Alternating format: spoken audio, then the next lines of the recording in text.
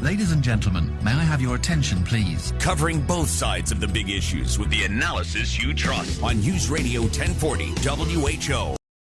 So for the past few weeks, we have been cranking up the AC as we've seen triple digits in the mercury, and we've been sweating away, right? Well, we're going to pay for that because, ladies and gentlemen, there's going to be power bills. I know it's shocking. We have an energy broker on our phone, and we're going to find out exactly what St. Clair Newbern IV actually does. Hi, St. Clair. You're very welcome. How are you? Hello. I'm doing well. What does an energy broker do? So we help businesses and residential consumers secure electricity and natural gas. We primarily work in deregulated markets, but we also do energy consulting around efficiency. So anything that's related to getting a lower price for the unit of energy that you buy or reducing the actual volumes of energy that you use, that's what we do. Okay.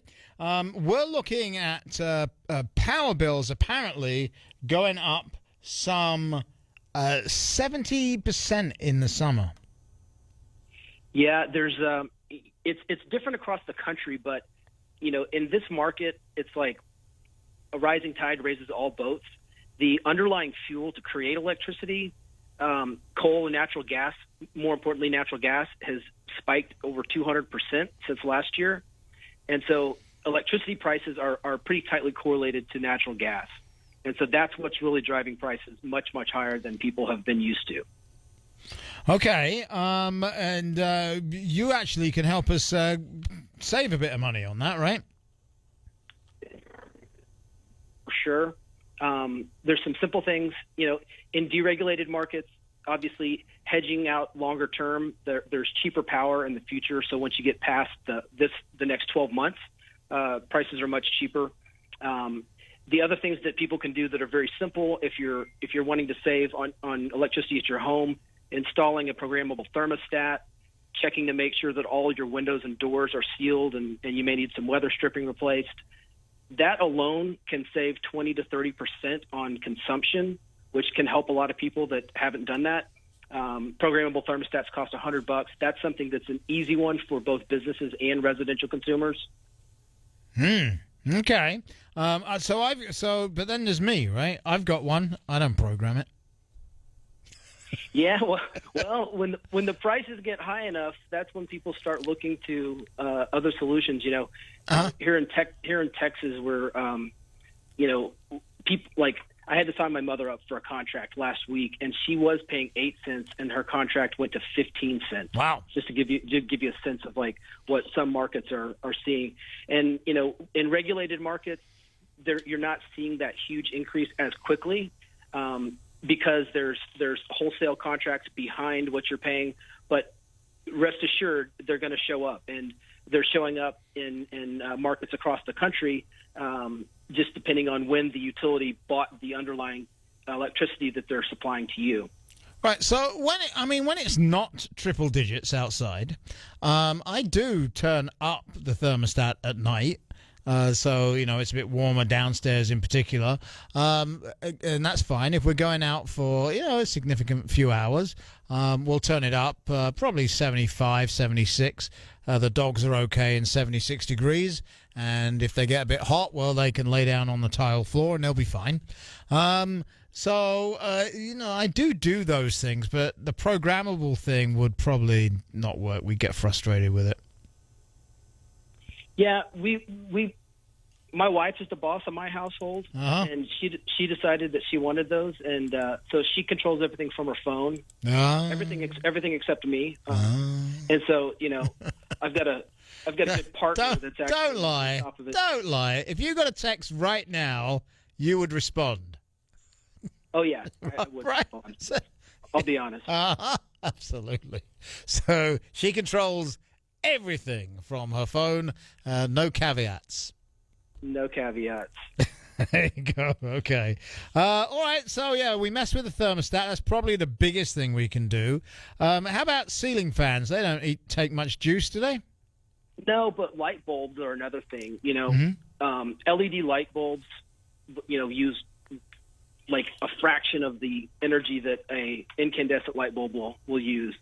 So when it's time to replace bulbs, if you go around and replace all your bulbs with LEDs, they do cost a little bit more on the front end, but you get your money back over time.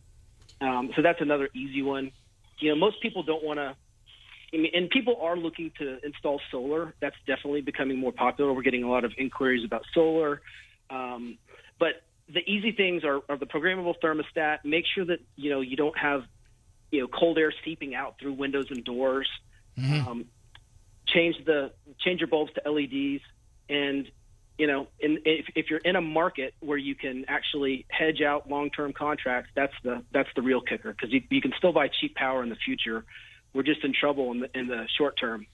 There you go. What we need is more natural gas in this country. That's what we need, and unfortunately, we're just not keeping up. But it's not like we have a shortage of natural gas. We just have a shortage of the ability to produce it right now because of politics. Correct.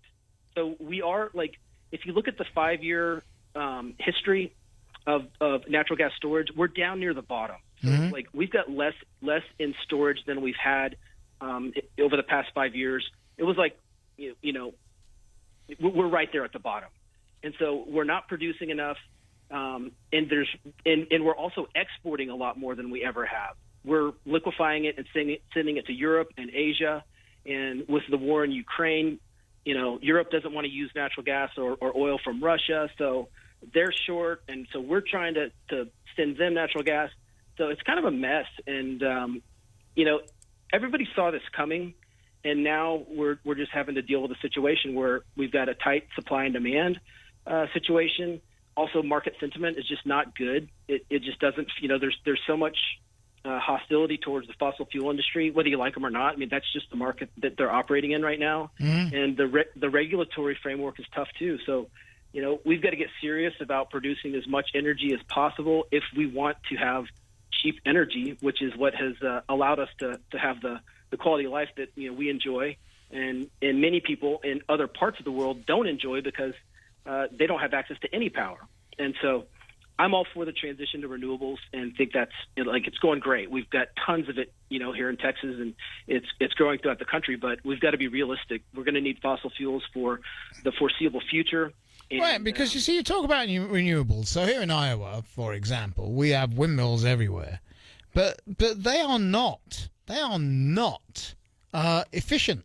And if it wasn't for the massive government subsidies, they wouldn't be in use.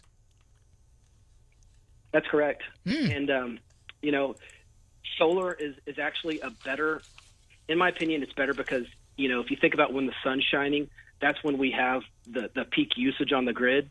And it's more predictable than wind. And I do see a role for wind and solar, but so many people, they have this binary view of either you're for green energy or you're for fossil fuels, and it should really be a combination of both. And I have a great analogy.